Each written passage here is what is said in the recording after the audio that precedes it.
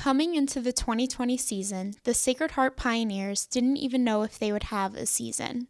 Due to COVID-19 restrictions, cancellations, and NEC teams opting out, players and coaches found themselves questioning the fate of their season.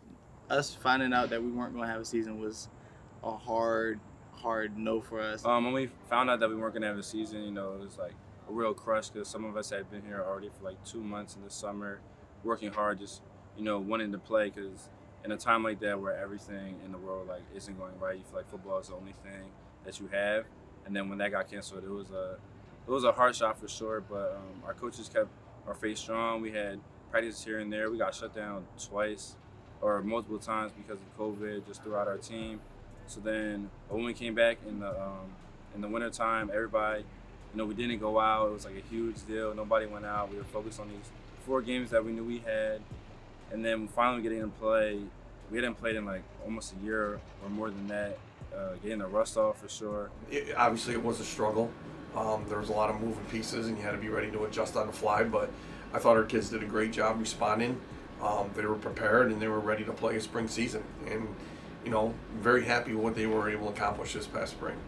After months of deliberation, the NEC decided that the spring football season would consist of 4 regular season games leading up to the championship.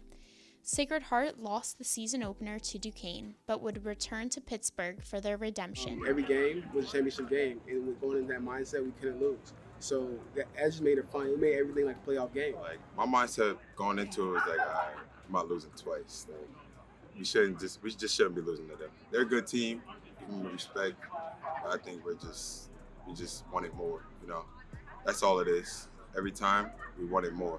It left a bad taste in our mouth. So that kind of motivated everybody. All right, I'm not going to lose again. The first game, we knew that we didn't play up to our potential at all. I think we were still a little sloppy because we came off a new season and guys just weren't prepared. And we knew that from after we lost the game, that we knew that once we got back to them, it was going to be a different result. And when we got to the championship game, there was a lot of intensity. It was fun being out there. We just wanted to get after each other and get a ring on our finger. That was the goal. And like I said, we went out there with put our best foot forward, and we came out on top. I think both schools are pretty evenly matched, and we split obviously in the spring, but they're a very good program, and so are we. And we played our best ball that day and came out on top. My first time beating Duquesne was in the championship ever, so that to me was comforting and exciting for me, also for it being a championship game. The first game we played well but didn't come out with the outcome, but we fought back the second time in overtime. Nassim Brantley had a great catch, and Cass threw the ball, and DeAndre Bird and Frank Alfano recovered the football at the end of the game. So it was just a great game. It was very fun.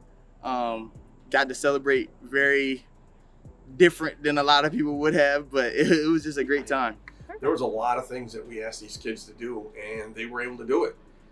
We kept our whole team intact, and I think we've only missed 3 kids through all 5 games this past spring, which is a tremendous, tremendous amount of time that they put in, and it's respect to them to say, how much they actually liked football and how much they enjoyed it and how important it was to them for them to able to put those things aside and put football first and work through those challenges and then to come out on top. It's a real, it's a real tribute to those guys. Fighting through everything we did last year, being able to win an NEC championship, the first NEC championship game ever, I couldn't be more thankful and just ready to go again. New season. What we did this spring was great, and very appreciative of it, and happy for the kids. But it's a fall season. It's 11 games. It's going to be harder. People are coming after you.